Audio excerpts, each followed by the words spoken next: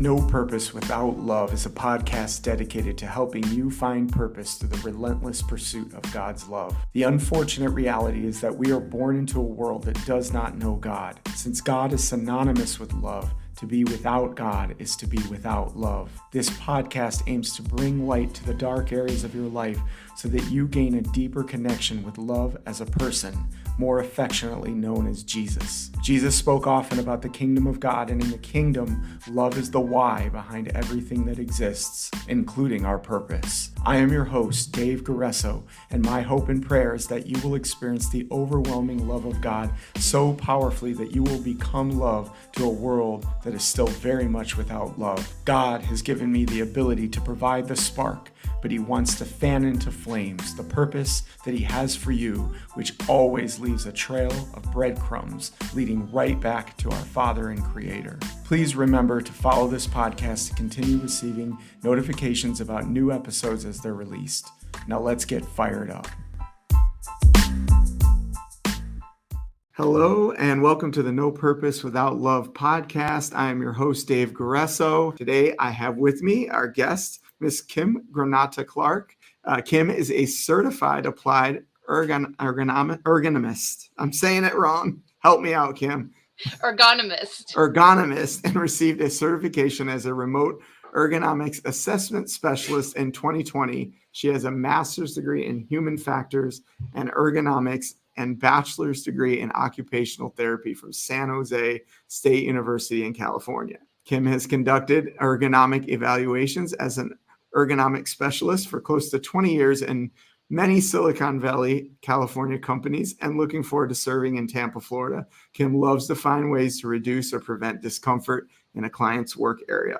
On a personal note, Kim has been married for 24 years with an 8-year-old daughter. She's a ballroom dancer, and she and her husband ran a ballroom dance ministry at their church in California. Kim used to teach ballroom dance classes at a couple community centers in her local area in California as well. Kim, welcome to the show. Glad to have you. Thank you, David. Thank you. So as I always like to kick off these episodes, I always want to start off with the story. I think everybody has a story. You have a story. How did you get to where you are, and what even got you into ergonomics? Well, I have a bachelor's degree in occupational therapy, and actually my father was the one that suggested to me to get into the field of ergonomics. So he must have read up on it, kind of felt that the two go together, which they do. I don't work in a clinic, but I do work with people in their offices, home offices, virtual office, and actually their businesses too. So I thought it was a nice fit, and really enjoy going with it. Awesome. And so you have a lot of passion, and that's cool that your dad encouraged you, right? You have a lot of passion behind this. The conversations that I've had with you and some of the things we've talked about, you demonstrate that very clearly, that this is extremely important to you. What is it about ergonomics that's essential, right? Out at work, at home? I think about it even as I sit right now. I don't think that I'm ergonomically correct, actually. But why is it so important for us to care?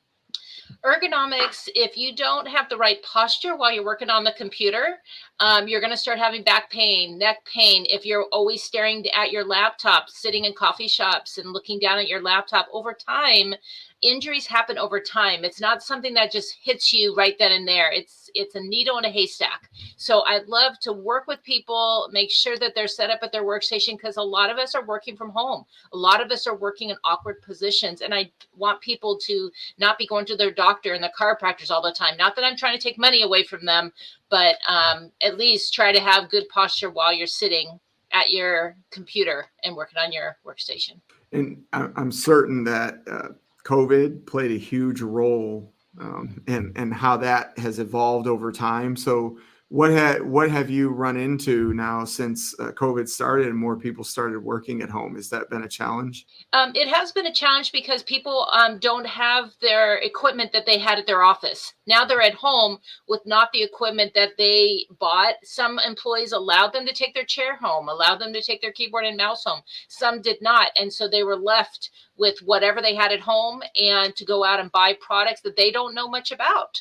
And so, yes, COVID had people staying at home sitting on their couch, sitting in their bed, sitting at just a desk with four legs, nothing special. Yeah. And so what are, let's say somebody's out there struggling right now, like what is maybe a step or two immediately that you say they could take to start moving in the right direction?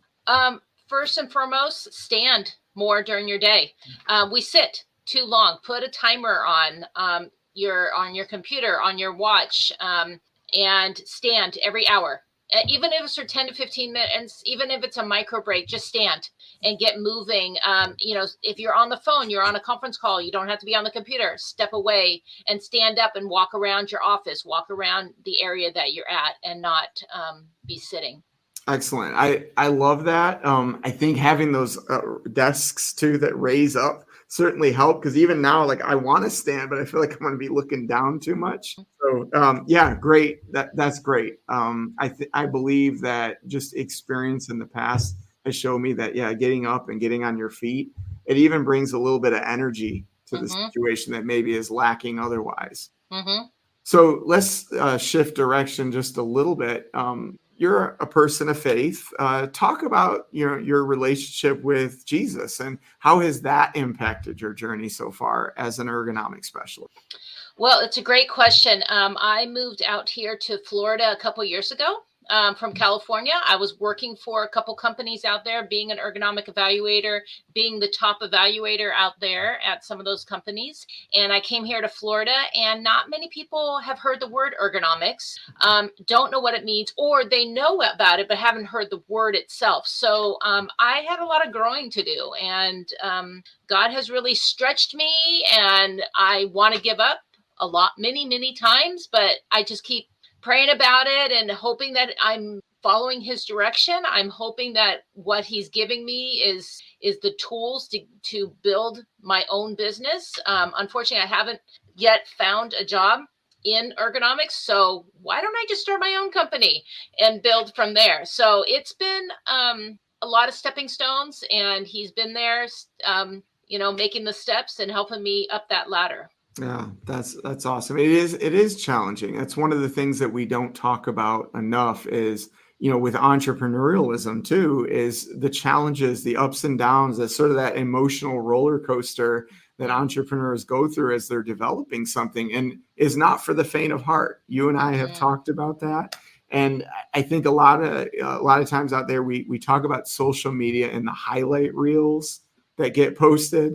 It's easy to see from the outside looking in, like, look how great they're doing. But at the same time, we know on the back end, we're struggling with how do we do this marketing and how do we put this out there, and who's my target market? Who's going to see that, right? And so that's just it's a thing for entrepreneurs. So it's a great segue into the next part of what I want to talk about. And maybe let's start here with family, right? Because you have a family and you're trying to build a business. And so as you struggle through those emotional ups and downs, what's that been like for you as an entrepreneur with a family?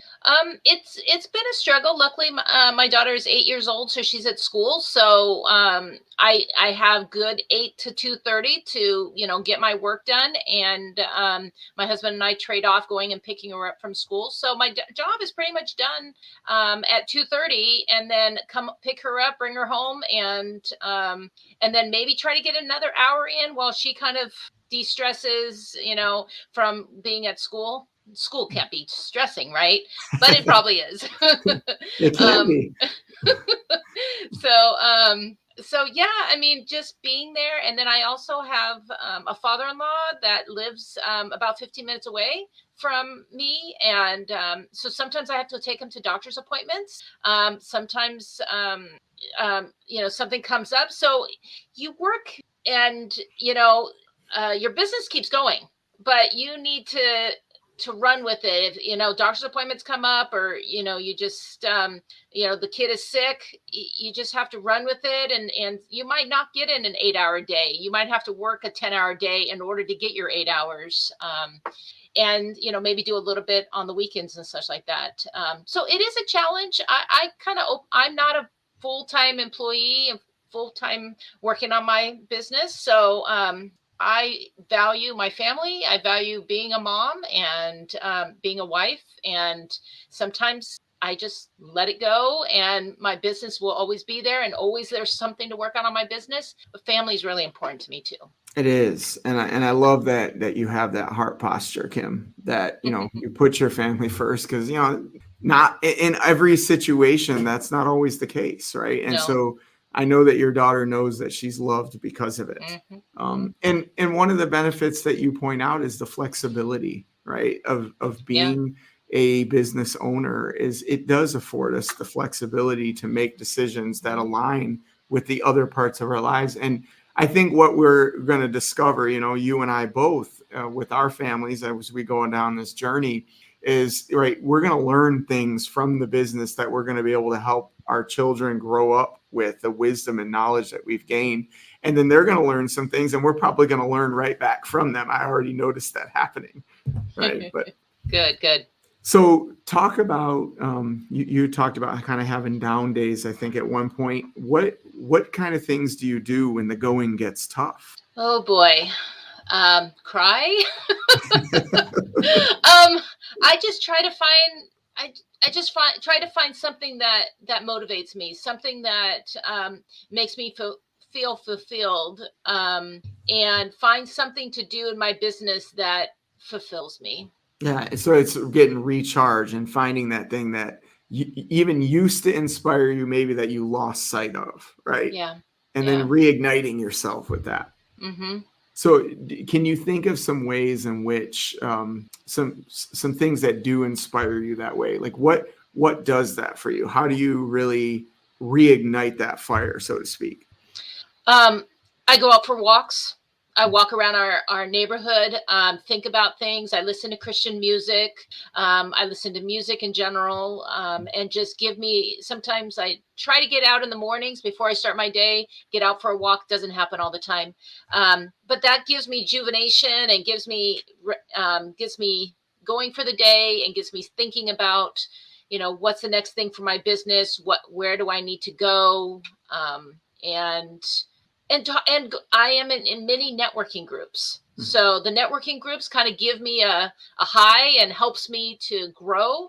But I don't compare myself to other people, but I try to learn from other people on how they're running their business, what they're doing that's working for them, and maybe try it for myself. So sometimes I go to these networking meetings and just like, here it is, another meeting. But I also do pray and say, okay, Lord, just open up open my eyes and my ears to what you have for me in this meeting. And boy, sometimes he does it, and it's just amazing to me. Yeah, he does every time. There's been countless times where I don't know what to say, right? I've been in these meetings and it's surrounded by people, and I almost start to feel a little discouraged and intimidated by what's being said or how I'm even going to fit into the conversation. And I will say that exact prayer right in that moment. And strangely, they'll still look at me. They'll say, Dave, what do you think? And all this stuff just comes out. Like, I wasn't even thinking about that 5 seconds ago. Yeah, exactly.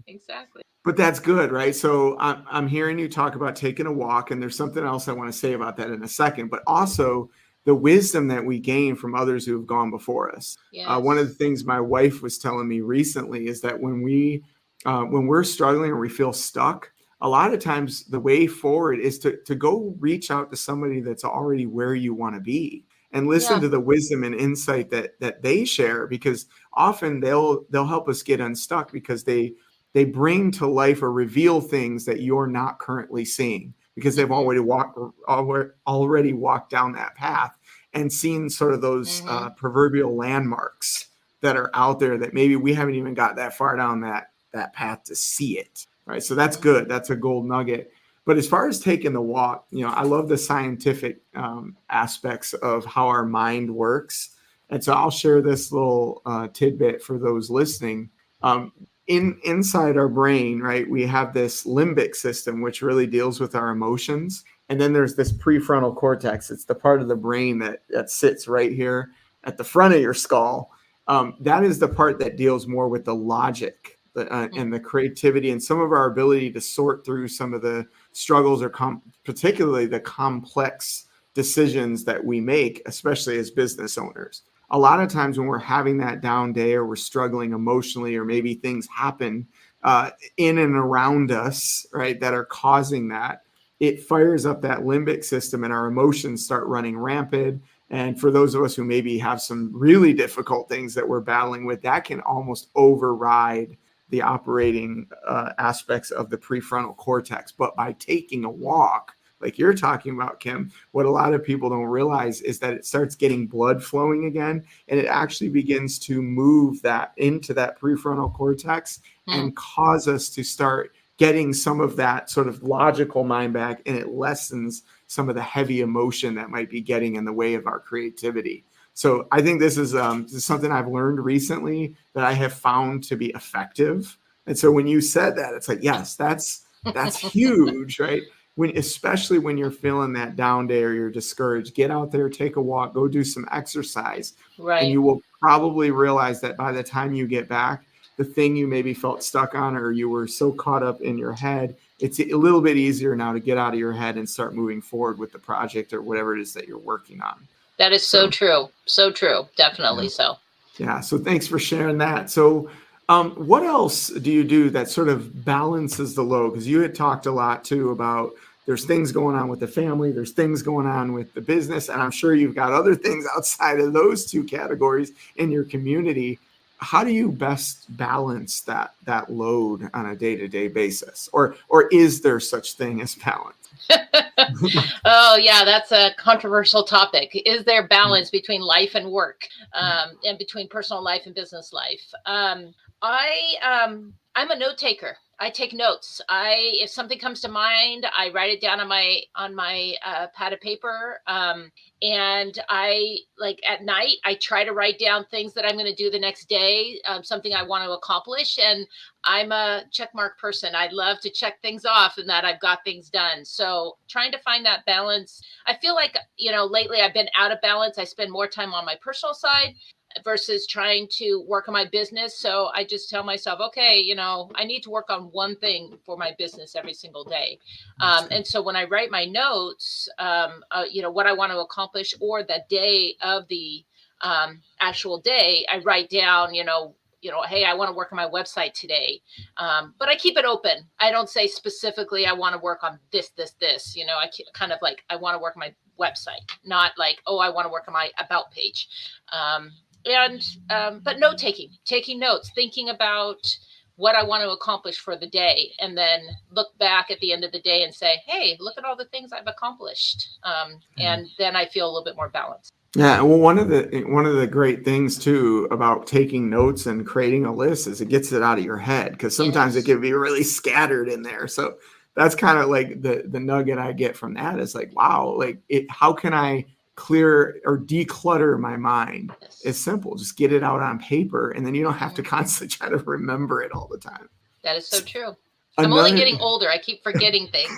So you got to get it out on paper. You and me both, Kim. I'm noticing it day by day. And I've heard as I move, I'm in my early to mid 40s now, but as I move into my latter 40s, I heard it gets worse. So looking forward to that. But the other thing that you said, right, is sometimes just taking one step, right, is moving forward. And I know sometimes it can seem a little daunting, right? To what do I do? I'm not even sure what to do. Or I have this list of like 50 things, but I only have a 10 thing space. How do I move through that? Well, the truth is if we do nothing, we never move at all. It's like, imagine if I want to take a step from here to that door across the room from me. If I don't take any steps, I'm never going to move towards it. But even if I take one step, I'm definitely a little bit closer to that door. And it kind of reminds me of a principle that John Maxwell, he's a sort of a leadership coach and expert that I follow. And he talked about it in terms of swinging an axe at a tree. Okay. If you take 5 swings every day at a tree with an axe, eventually what's going to happen? Tree's going to fall. But here's the thing. We don't even care how big that tree is. If it's a little twig, it might only take one whack, right? But if it's huge and I can't even wrap my arms around it, regardless, if I take 5 whacks at that tree every single day, it may take 5 days, it may take 5 weeks, it may take 5 months, maybe even 5 years if the tree's big enough. But one thing is certain, eventually, if I do that without ever stopping, it's going to happen. And in many ways, that's how we have to tackle the bigger goals, right? Is make the list, get it out of your head, and take at least one step. Let's just do something. So true. All right, so let's talk about teaching ballroom classes. That's something that you're definitely into. Tell us a little bit more about that. How'd you get into ballroom class teaching, and why do you love it, and what kind of things have you learned from that experience? Yes, I love to ballroom dance. So I took some dance classes at San Jose State University, and eventually I met my husband there, and he proposed to me on the dance floor. Oh, wow. So it was, and then eventually my husband and I competed together, and eventually I started taking lessons. I also started giving lessons, and we ran a ballroom dance ministry at our church, and that was very successful for a good 20 years before COVID shut us down. And then we ended up moving out here to Florida. And I hope to start a ballroom dance ministry out here at our church, or maybe an adjoining church or so. But teaching dance lessons can be very similar to doing an office ergonomics presentation. I still have a group in front of me. I still need to teach. I teach dance moves in the dance classes, but I'm teaching posture in a presentation, or if I'm doing a one-on-one with someone, I'm teaching posture. I'm teaching, how to sit up straight. If you go to my website and the about page, it talks about dancers don't slouch when you dance. You don't slouch when you dance, right? You have to keep up, especially if you're doing waltz, foxtrot, and tango. You have to stand up. So same thing with ergonomics, same thing with office ergonomics. You have to sit up. You can't work like this all the time. Eventually, you're going to have neck discomfort, back discomfort. So by teaching dance lessons, and I'd like to continue doing that. I love teaching. Also, when you're teaching dance lessons, not everyone is going to get what you're saying. So not to put down the seniors in our life, it just doesn't compute sometimes. So I have to change my way of teaching. Maybe don't teach that step, but teach another step that's very similar. Okay, instead of doing this, why don't you just turn this way? But when I'm teaching, I'm doing an office ergonomics presentation, or I'm doing an evaluation, I just make sure that people understand what I'm talking about, why I'm recommending a piece of equipment. And if it doesn't work out for them in the end, I need to pivot. Okay, that document holder was too big for your desk, and I forgot to think about the depth of your desk. Okay, let's go with this document holder. So like dancing, like teaching, like doing my presentations or even my evaluations, I need to pivot. I need to find what works for everyone, because they say, there's visual learners out there, there's kinesthetic learners, and I don't know the other two, which you probably already do. But, kinesthetic learner is great for dancing, visual auditory learner. Sorry, I forgot about that. And so there's all the different kinds of learners. So you have to teach to different people's learning styles. Yeah, it's an iterative approach too, right? Is what I hear. As you learn, you continue to improve upon what you learn, right? And that's what I hear you saying. Whether regardless of style or the actual setup or whatever it is, right? As we evolve, or as we learn new data, if you will, that's when we're actually choosing a different path or a different step to move it forward and get better. So ergonomics isn't just a one and done, right? It's a matter of sitting down, assessing the situation, looking back, saying, what can we learn from this? Let's make it better, and then come back and repeat that process all over again. Yeah, exactly. So true. And what's cool too is you've also, it sounds like, learned to put a couple different of those two passions that you have together. You love dancing, right? And you love ergonomics, and you found a way to kind of put those things together, which is really cool. Definitely so. Cool. All right. So this is another thing. Whenever somebody's been married a long time, I love talking about that, right? Because it's a very family, marriage, parenting. These topics are very, very important to me. I've been married over 20 years myself. I have 4 kids. And so I always love hearing the wisdom that gets shared on these podcast episodes as well. So maybe start off, just share with us some wisdom that you have. Like, what does it take to have a successful marriage as a person who's been married 24 years yourself? Communicate. You have to communicate with your significant other. You need to communicate within your family. It's not perfect. We all in our marriages have had challenges in our marriages. We work on different levels. We talk in different levels. We handle things differently. And you have to give grace to your partner.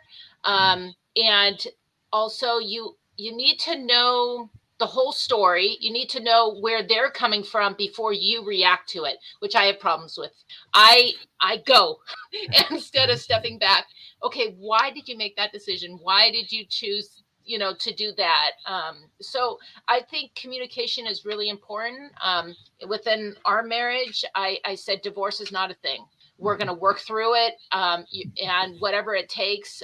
If it means going to a marriage counselor and talking it over with a marriage counselor, do it. But I think just communicating, just hearing each other out. And if something's bothering you, communicate it. Say something to your partner. Yes, I do it too. You fester inside, you get frustrated about something, you don't want to say anything.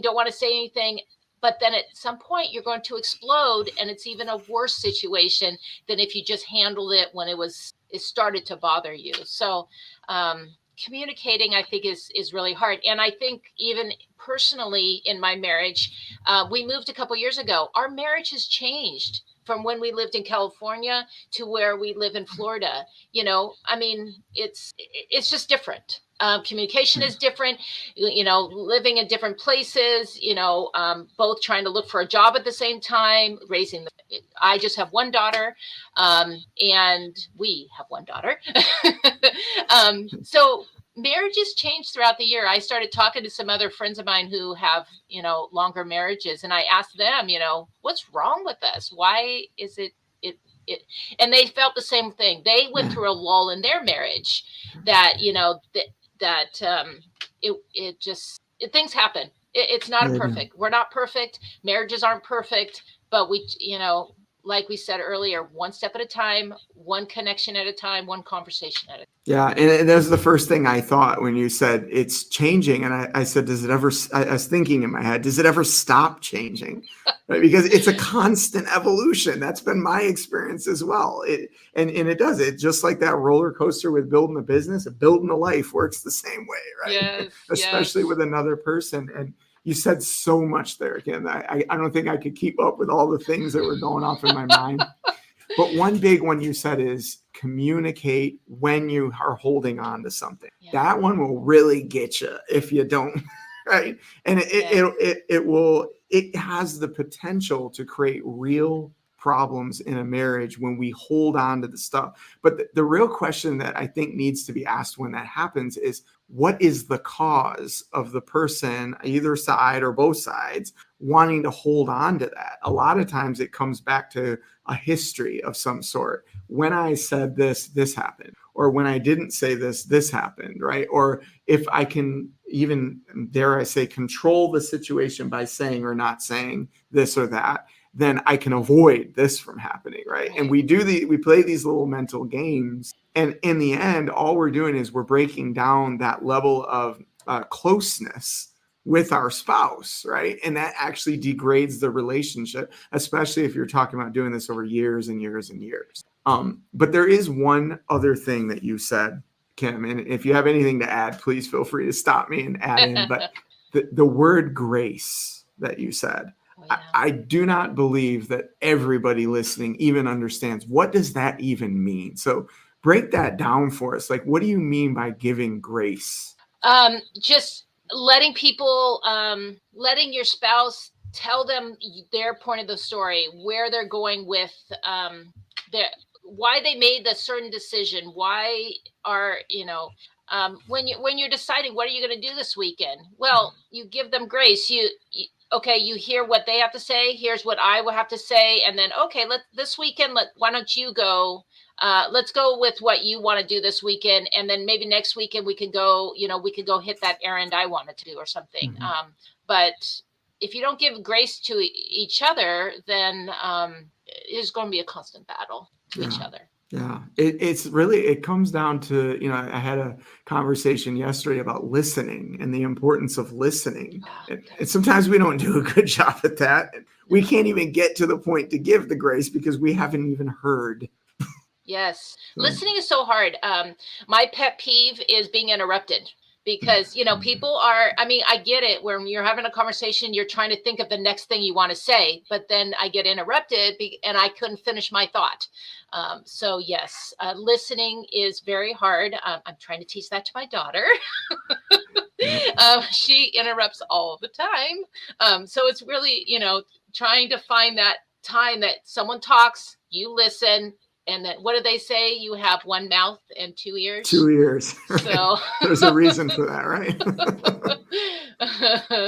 So good. So yeah, listening is a huge part of grace. In order to, I think it really comes down to understanding the other side, and this isn't just in the context of marriage. This is in the context of conflict in general. Yeah, yes. When we're doing this, like you said, ultimately what that is, that's a conflict presenting itself.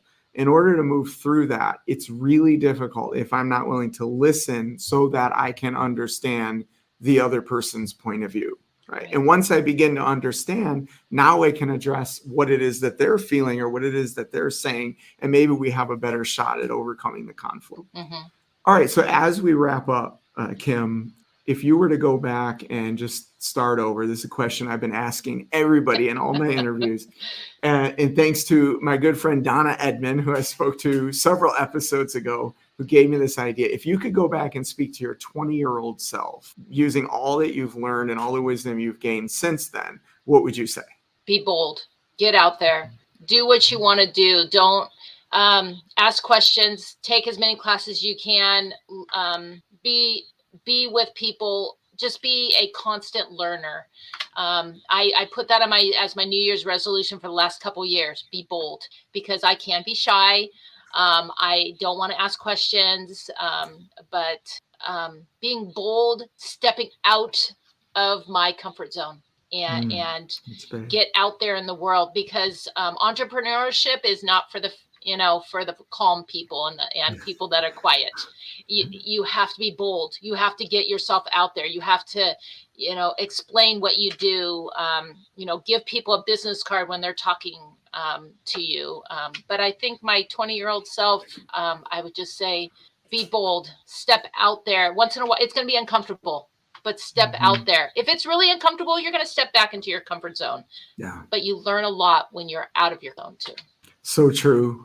It's totally been my experience as well. It's relationships, right? And relationships are messy, even in business. You're going to face a lot of uncomfortable circumstances, uncomfortable situations. People are going to say things that you're not sure how to respond to. You want to believe that you're going to go in with the utmost confidence every single time. But the truth is, even if you have a bad day, like sometimes it kind of messes with that a little bit. And so getting, like you said, out of that comfort zone and doing it anyway and learning from it so that you can grow and improve, and not just the relationship, but even within ourselves, so that we become better at doing what it is that we do. And that's what I hear you say when you're talking about the boldness. And stepping out in faith, as we as Christians think about, stepping out. It might not be comfortable, but if you step out there, what do they say? God will work with you where you're at, but he'll also work with you when you step out in faith, that it shows that you're relying on him much more. Yeah. And that's so hard for a lot of us, especially myself. I mean, just stepping out there and just letting God lead. Yeah. You don't have control. God is for us. That's so right. that's hard. Amen. And he is. He always is. And sometimes that is just the hardest thing to trust and believe. Yes, yes. But I also think too, like boldness is a lot of times saying what needs to be said, even though it's not hard or not easy to do, right? And that happens to be one of my top values. And interestingly, my last episode, I talked about authenticity. Maybe it was the last one. And that's another one, but boldness. I find myself inspired by those who are the bold speakers out there, the ones who are willing to say and do what needs to be said and done, even though it's scary, even though they're not sure how it'll be received, but they speak for something that's just and something that's good and something that supports and builds other people up. And, you know, sometimes that doesn't jive, right, when we have to do it. So I appreciate you saying that, Kim. So how can folks reach you and for what specific services? So my webpage is www.ergonomicsandyou.com. I'm on LinkedIn, Instagram, Facebook. I am on, I have a YouTube channel that I have a handful of YouTube videos up there. So you can reach me also with my email. And it's my name. So K Granata-Clark, no hyphen, at ergonomicsandyou.com. Awesome. Well, it has been an absolute pleasure to spend this time with you, Kim. Thanks for showing up and sharing your wisdom with us. And for those listening, remember to lead well, live on purpose, and honor God with your life. Thanks, Kim.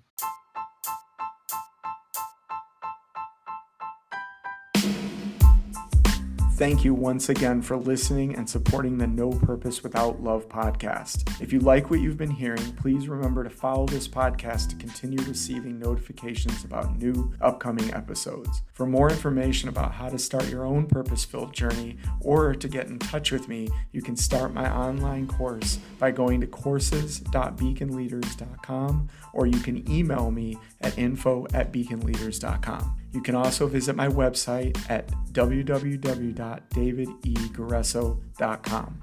I will post these links and others in the description section of each episode as well. So until next time, remember to lead well, live on purpose, and honor God with your life.